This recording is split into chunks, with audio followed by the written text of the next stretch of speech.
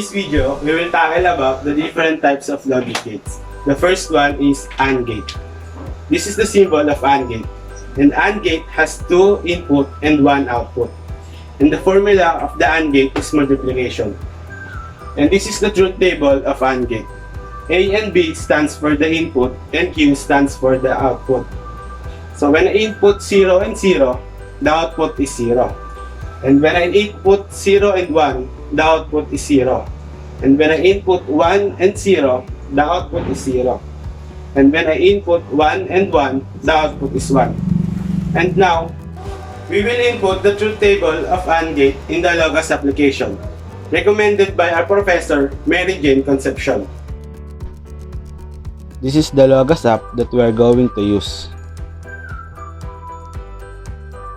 This is the files that I have saved. Click the plus sign to create a file. You can change the file name into AND gate. And make sure that you are in a blank templates. Click the check sign to proceed. Now, click the plus sign. Choose the logic gate and click the AND gate. In AND gate, we have 2 inputs. The input that we're going to use in this entire video is the toggle switch.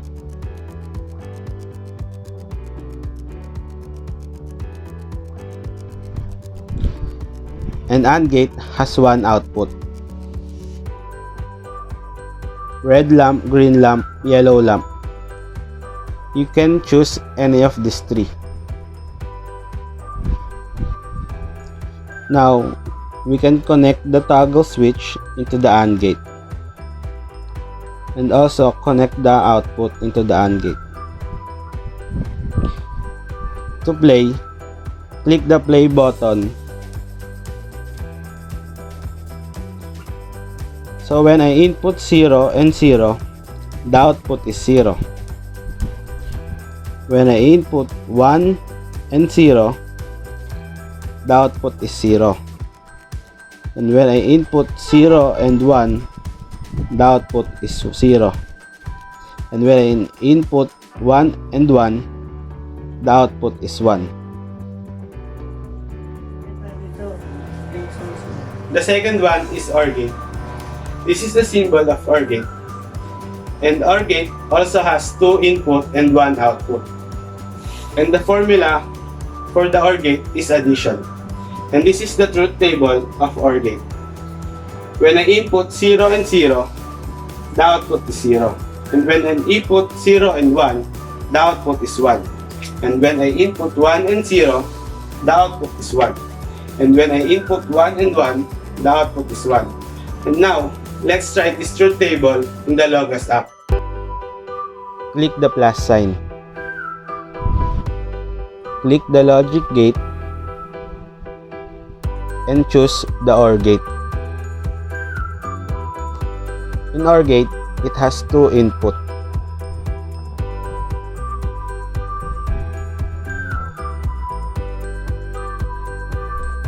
And it has 1 output. Connect the toggle switch in the OR gate. And connect the output into the OR gate. To play, click the play button. The formula in OR gate is addition.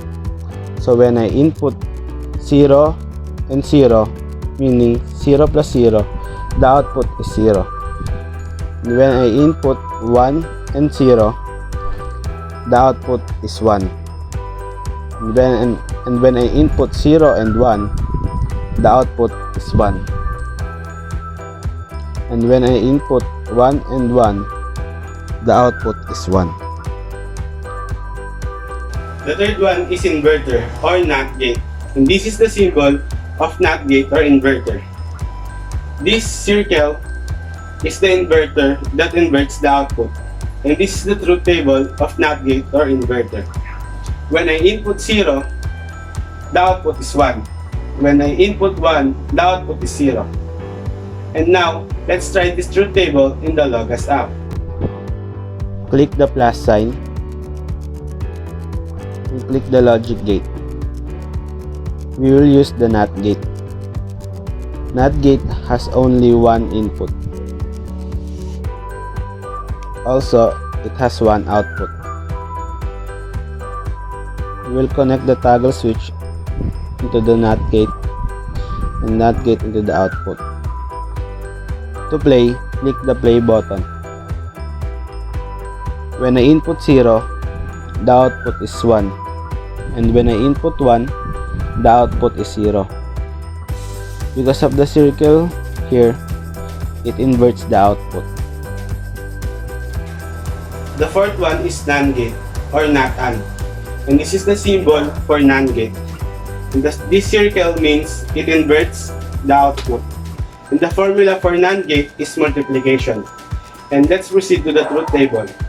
When I input 0 and 0, the output is 1. And when I input 0 and 1, the output is 1. And when I input 1 and 0, the output is 1. And when I input 1 and 1, the output is 0. And now, let's try this truth table in the Logas app. Click the plus sign. Click the logic gate. And we will use the NAND gate. In NAND gate, we have two input.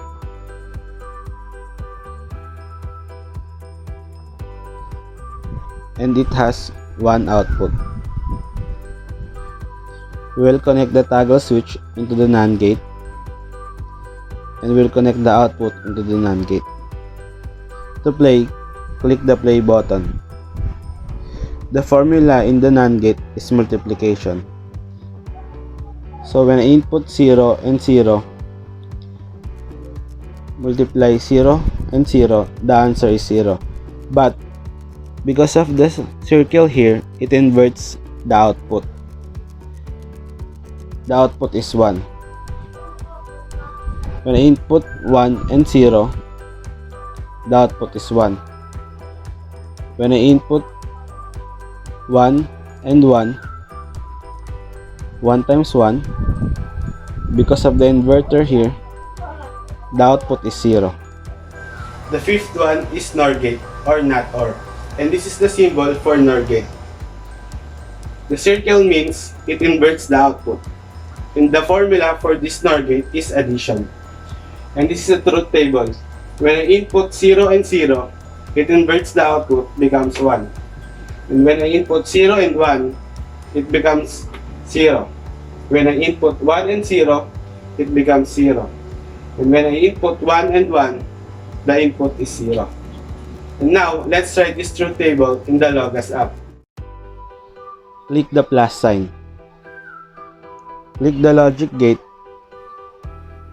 and choose the NOR gate. In NOR gate, it has two input.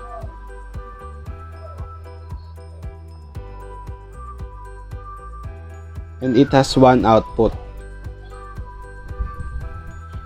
Connect the toggle switch into the NOR gate. And the output, connect it to the NOR gate. To play, click the play button. The formula here is addition. So when I input 0 plus 0, the answer is 0. But because of the circle here, it inverts the answer. It becomes 1. And when I input 1 and 0, the output is 0 because it inverts the output. And when I input 0 and 1, the output is 0. And when I input 1 and 1, the output is 0. The next one is XOR gate or exclusive OR gate. And this is the symbol for exclusive OR gate. And the truth table is this. When I input 0 and 0, the output is 0. And when I input 0 and 1, the output is 1. And when I input 1 and 0, the output is 1. And when I input 1 and 1, the output is 0.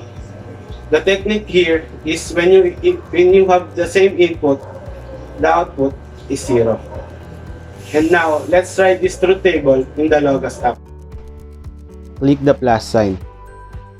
Click the logic gate and choose the XOR gate or exclusive OR gate. In XOR gate, it has two input.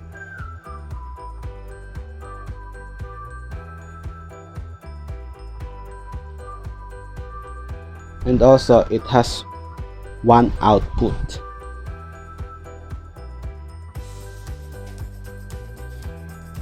Connect the toggle switch into the XOR gate and connect the output. To play, click the play button. Here, when I input 0 and 0, the output is 0. And when I input 1 and 0, the output is 1. And when I input 0 and 1, the output is 1. And when I input 1 and 1, the output is 0. Same input is equal to 0. And for the last one, XNOR gate. This is the symbol for XNOR gate. And it has inverter, means it inverts the output. And let's proceed to the truth table. 0 plus 0, it inverts the output, becomes 1. And when you input 1 and 0, it inverts the output, then the output is 0. And when you input 1 and 0, the output is 0. And when you input 1 and 1, the output is 1. The technique here in XNOR gate is when your input is the same, the output is 1. And now let's try this truth table in the Logas app. Click the plus sign. Click the logic gate and we will use the XNOR gate or exclusive NOT OR gate. In XNOR gate, it has two input.